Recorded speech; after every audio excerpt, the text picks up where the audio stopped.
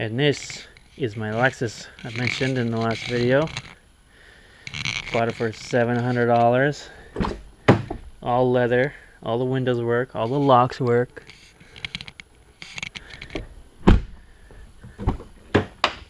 Seats are a little worse for wear, but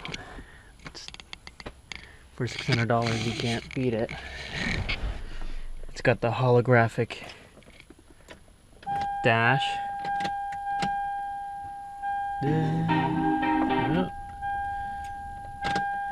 Which is pretty cool. When I bought it, there's 3 capacitors on the back that burn out, and none of those lights came on.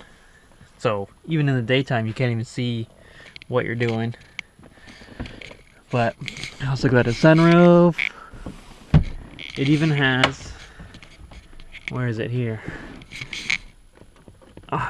Powered seatbelt adjusters. Power seats, heated seats. Heated seats don't work, but that's not a big deal. Has AC, but that doesn't work. And I already ripped it out because I'm going to fit a fat air-to-air intercooler in there. I have a Megasquirt built for it. It's going to run in parallel because the transmission in it is computer controlled. And then I'm going to probably use the stock manifolds and turn them around or swap sides so they point forward, and put this turbo on it. GT3782 VA off a 6-liter Ford diesel. Sorry for all the crap.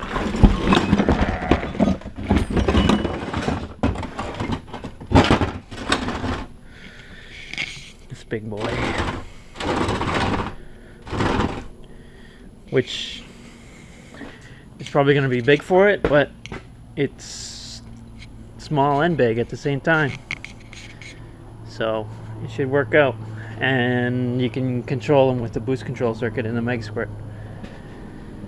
But before I do any of that, I've got to do the lifter shims, because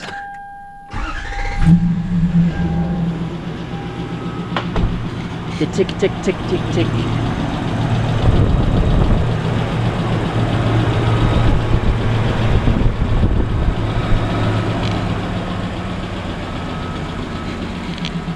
And if you can believe it, this is it idling after I took those 2 mufflers out.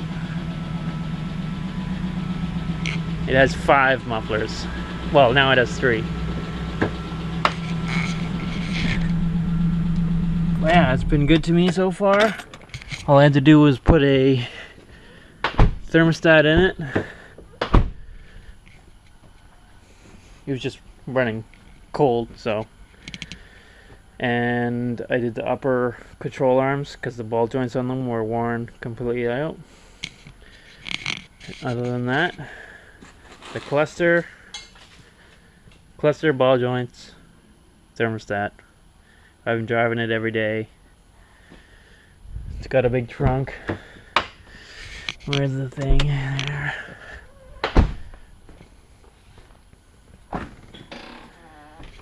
6-disc changer. It's got a spot for a first aid kit, which I don't have. Tool kit, don't have. Some old fluids for other cars. But yeah, it's good. Need to check on the alternator, because when you turn the rear defog on, the lights go dim. But should be good. Here's the Mustang.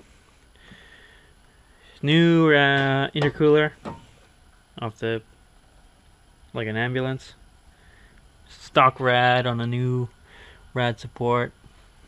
3-inch out, 3-inch throttle body. Stock upper cut off, new flange. 2.5 inch into the, which is perfect because those are the ports it had on it.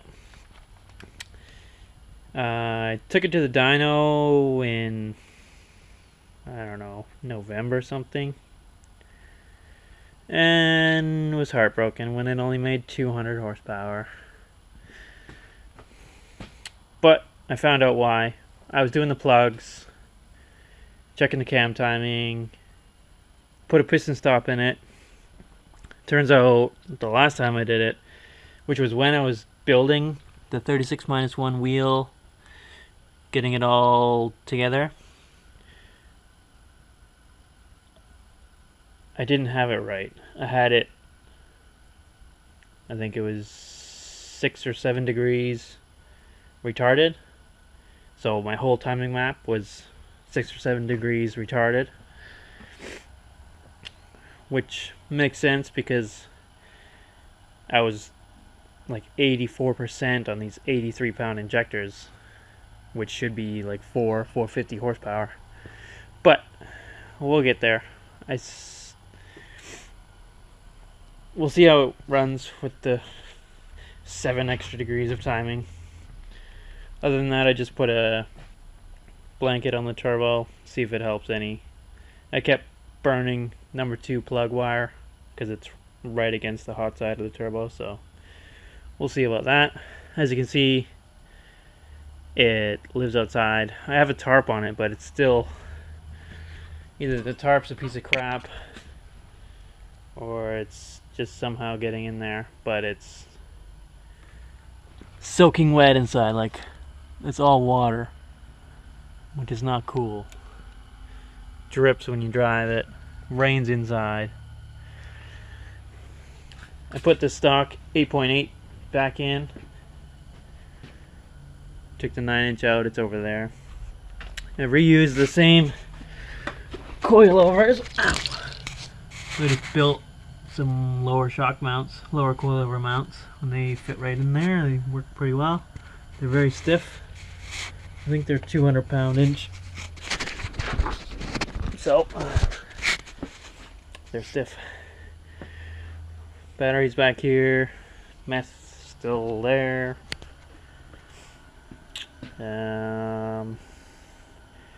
Yeah, I tried to fit my slicks on with the same wheels, just turn around, because they go each way. And I may need to buy new wheels. They stick out about 1 inch as far as they can go in, so we'll have to see about that. Other than that, I have these panels, they just fell off, so I took them off and left them off. No back seat.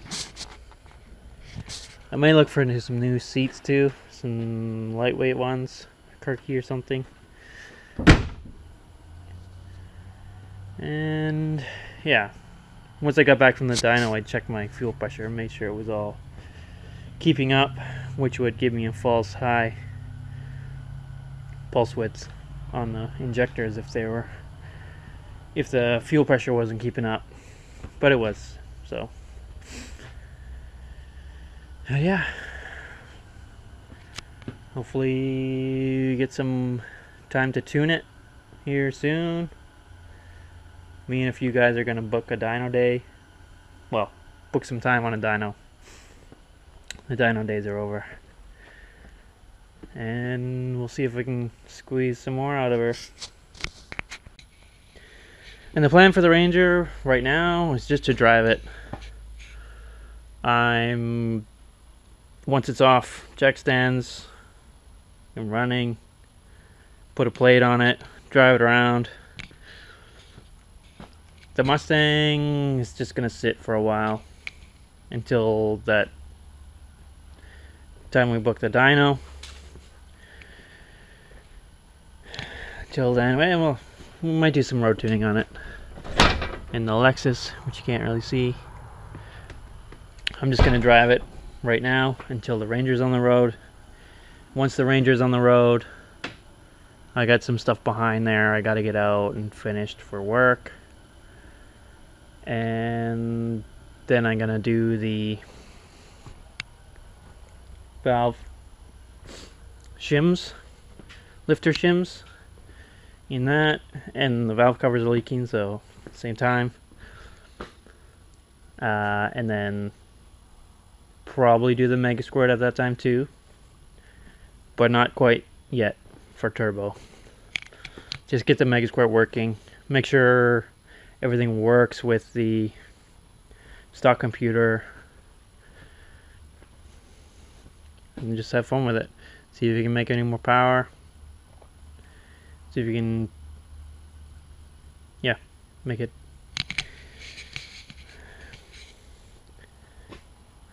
See if you can make any more power. See if we can do any better brake stands with it. Right now it won't even do a burnout, barely, unless it's wet. Kind of sucks. Might have to put a line lock in it.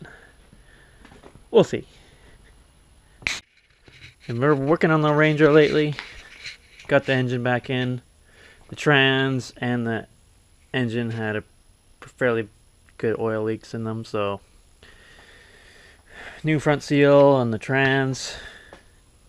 The China wall at the back of the manifold, intake manifold, sorry, was leaking. It just pushed out, so there was no seal in there.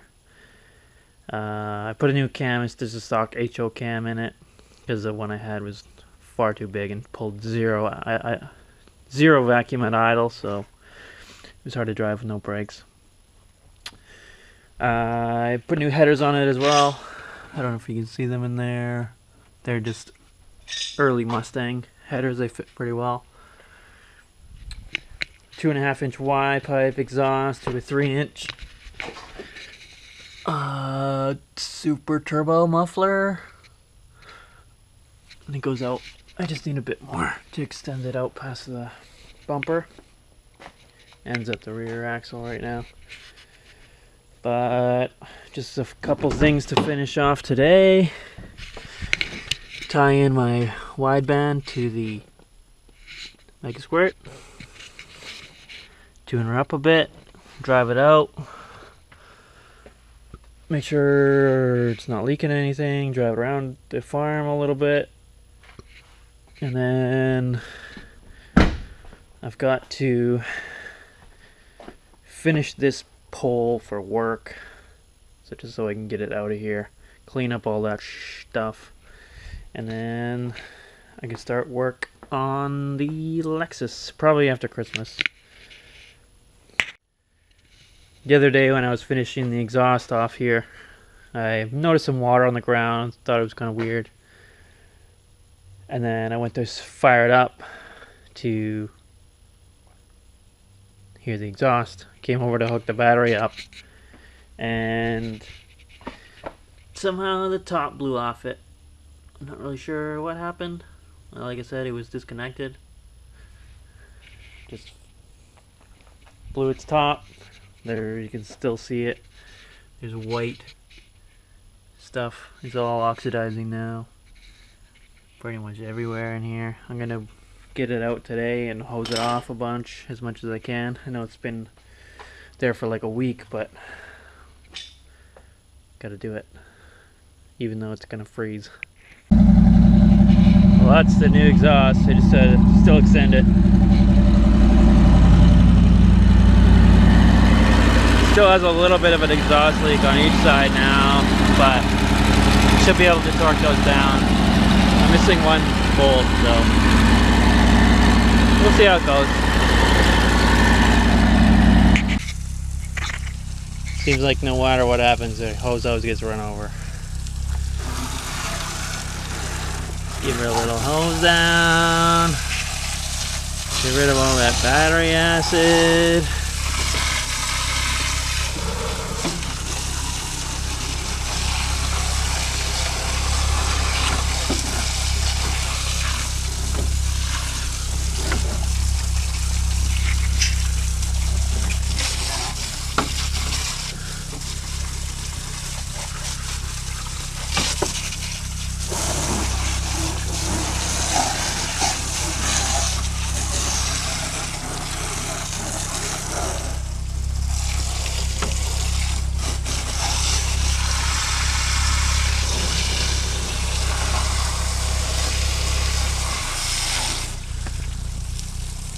That's probably good.